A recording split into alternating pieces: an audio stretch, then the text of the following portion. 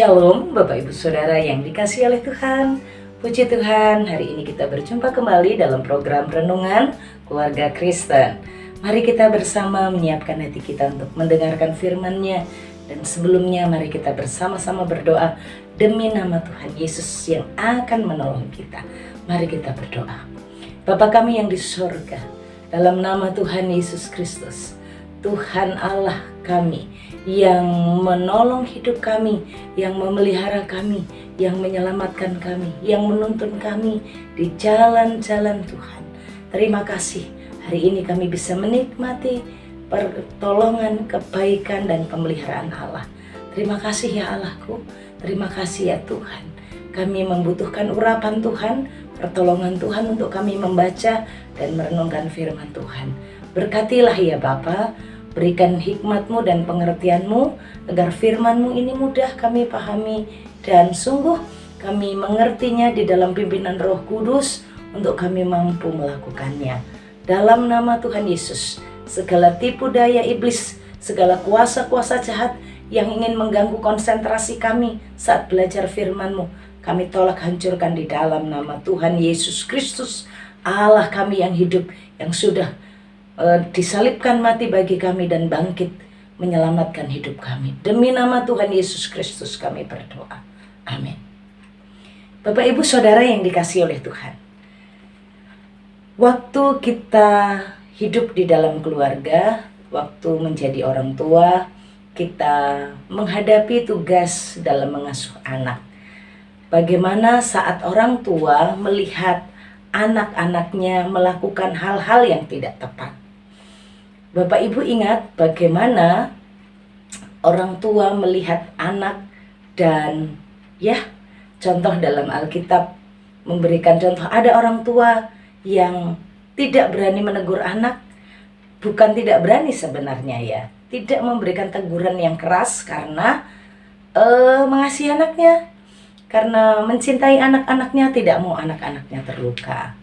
Atau bagaimana seorang istri memberikan masukan, memberikan koreksian, memberikan firman saat melihat suaminya melakukan sebuah kesalahan dalam hal pekerjaan. Mungkin kok diperhatikan sepertinya ini pekerjaannya sudah mulai tidak sesuai firman ya, atau dalam memperhatikan anak-anak, dalam mengasihi anak-anak. Bapak, Ibu, dan Saudara, ini berbicara tentang teguran.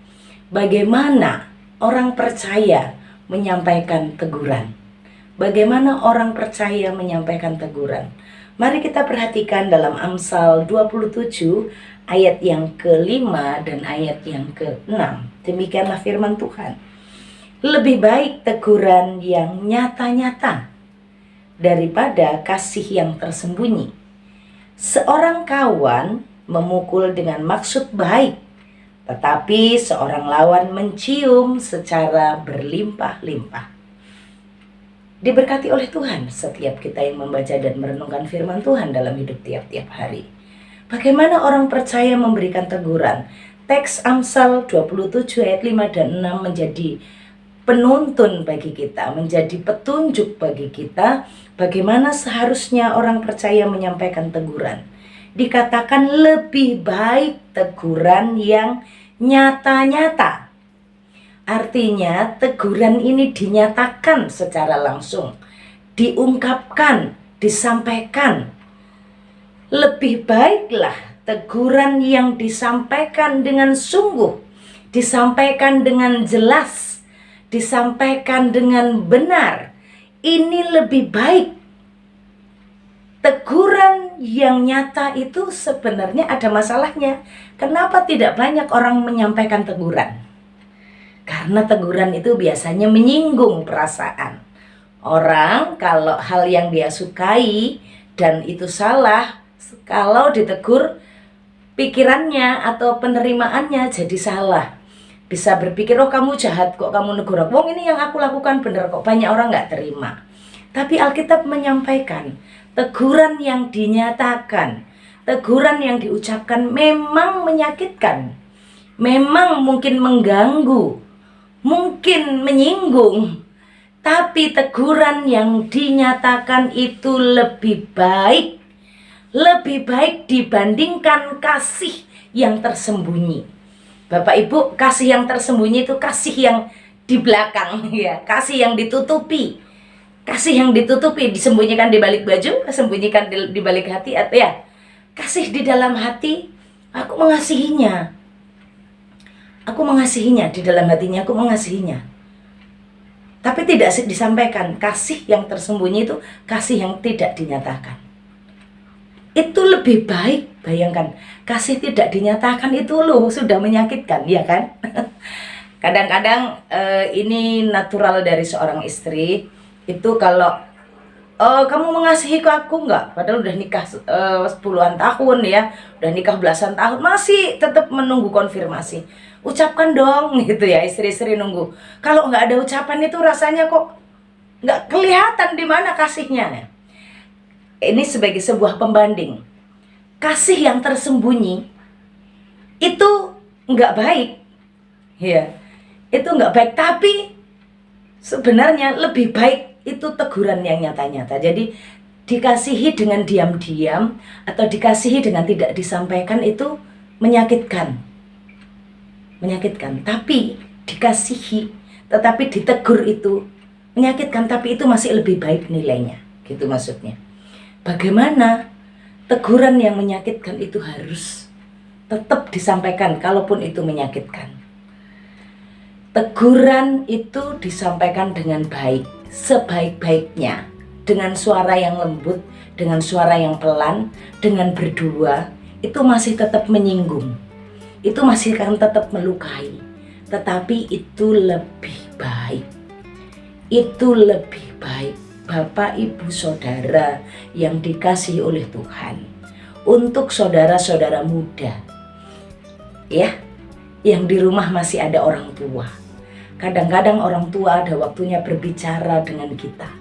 Kalau orang tua memanggilmu, berbicara denganmu, menegurmu, menyampaikan koreksian, menyampaikan nasihat, pahamilah ini lebih baik daripada orang tuamu membiarkanmu tetap berjalan di dalam dosa. Daripada orang tuamu nggak ngomong-ngomong, nggak beri nasihat, nggak ngapa-ngapain, kamu dibiarkan dan tidak lagi dipedulikan. Mau pacaran gaya bebas, mau bekerja sesukanya, mau nggak mengikuti persekutuan, nggak ikut ibadah, dibiarkan saja karena kasihnya kepadamu. Alkitab mengingatkan, gelisahlah jika engkau tidak ditegur. Karena itu sesungguhnya bukan situasi yang baik, bukan situasi yang lebih baik. Tidak. Saat kita dibiarkan hidup melangkah di dalam dosa, saat kita tidak lagi mendapatkan nasihat, sesungguhnya itu lebih mengerikan. Mari kita terbuka dengan teguran, karena teguran itu lebih baik daripada engkau dikasihi dengan diam-diam. Teguran itu lebih baik karena itu akan menolongmu berubah. Teguran itu menolongmu untuk menjadi lebih baik dan meninggalkan dosa. Teguran itu lebih baik karena membuat hidupmu lebih maksimal. Teguran itu lebih baik karena itu akan menata engkau untuk hidup dalam perkenanan dan berkat-berkat Allah. Suami-suami, istri-istri, dari perikop ini kita belajar bagaimana sesungguhnya suami istri perlu punya waktu menyampaikan nasihat, menyampaikan teguran. Kenapa Bapak Ibu Saudara? Dikatakan dalam ayatnya yang ke-6, seorang kawan memukul dengan maksud baik, tetapi seorang lawan mencium secara berlimpah-limpah. Pukulan dari kawan hidup, dari teman hidup, itu baik, karena sesungguhnya tidak ada teman hidup atau pasangan yang menginginkan pasangannya hidup mengalami penderitaan. Tidak ada seorang pasangan yang menginginkan pasangannya berjalan dalam kesalahan. Tidak ada pasangan yang menginginkan suaminya akan diejek, direndahkan, mengalami hukuman. Tidak ada. Istri akan menyampaikan kebenaran-kebenaran. Istri akan menyampaikan teguran. Dikatakan ciuman yang berlimpah-limpah. Itu dikatakan itu tidak ada tidak ada halnya, tidak ada manfaatnya. Karena itu hanya ciuman palsu. Itu ciuman palsu, tapi seorang kawan memukul dengan maksud baik. Bapak Ibu Saudara yang dikasihi oleh Tuhan, hal ini mengingatkan kepada kita bagaimana orang percaya menyikapi teguran. Bersikap dengan benar saat menegur di dalam kasih. Sekalipun karena ini sangat jelas. Kadang teguran itu, seringkalinya teguran itu tidak diterima. Seringkalinya teguran itu memang mendatangkan rasa sakit, tapi pukulan itu baik. Teguran itu sangat baik, maka tetaplah berikan teguran. Mungkin yang ditegur nggak menerima. Kadang ditegur itu sehingga akhirnya suami istri, sudahlah malas. Toh nanti kalau disampaikan koreksiannya malah marah, malah tersinggung, malah balik. Kadang-kadang sampai kata udahlah stop lah. Ngapain aku juga kasih masukan, percuma, aku malah sakit hati. Tidak. Memang itu menyakitkan. Tapi itu yang akan menuntun hidup rumah tangga kita, keluarga kita hidup dalam kebenaran. Mari kita juga mengajarkan kepada anak-anak kita, saudara bersaudara, jika engkau melihat ada hal-hal yang tidak baik, sampaikan, berani katakan. Jangan engkau pendam, jangan engkau diam-diamkan, jangan terjadi dulu hal-hal yang buruk, baru engkau sampaikan. Mari kita saling mengasihi, terbuka terhadap teguran, karena teguran itu menolong kita. Terbuka dengan teguran, mengingatkan kita untuk hidup terus bertumbuh. Bapak Ibu, rumah tangga kita, keluarga kita itu tempatnya untuk saling memperbaiki, tempatnya untuk saling memberikan teguran, bukan tempatnya untuk berdiam-diam. Tidak. Kasih yang palsu itu tidak ada gunanya. Ciuman yang palsu itu tidak ada gunanya. Lebihlah bermanfaat pukulan yang mendatangkan kebaikan. Lebih baiklah teguran yang menyakitkan tapi menuntun hidup dalam perkenanan Tuhan. Selamat menyikapi teguran dengan benar. Selamat menyampaikan teguran dengan kasih. Selamat terbuka dengan teguran dan menjadikan keluarga kita tempat untuk menikmati teguran-teguran yang menuntun pada perkenanan dan berkat-berkat Allah. Mari kita berdoa. Bapa kami yang di surga, terima kasih untuk firman-Mu. Terima kasih Engkau menuntun kami, suami istri, anak dan orang tua, untuk bersikap benar saat kami melihat kesalahan-kesalahan, penyimpangan-penyimpangan terjadi. Ajari kami Tuhan untuk hidup menyatakan kasih di dalam teguran, menyatakan kasih di dalam kebenaran. Tuhan, pimpin dan berkati hidup kami, Bapak Ibu Saudara sekalian. Tuhan menolong hidup kami. Terpujilah nama-Mu ya Bapa di surga. Bapa di surga, kami mohon perkenanan-Mu atas segala hal yang akan kami lakukan, dan Tuhan memimpin kami. Bapak Ibu Saudara yang dikasihi oleh Tuhan, arahkan hatimu kepada Tuhan dan terimalah berkat-Nya.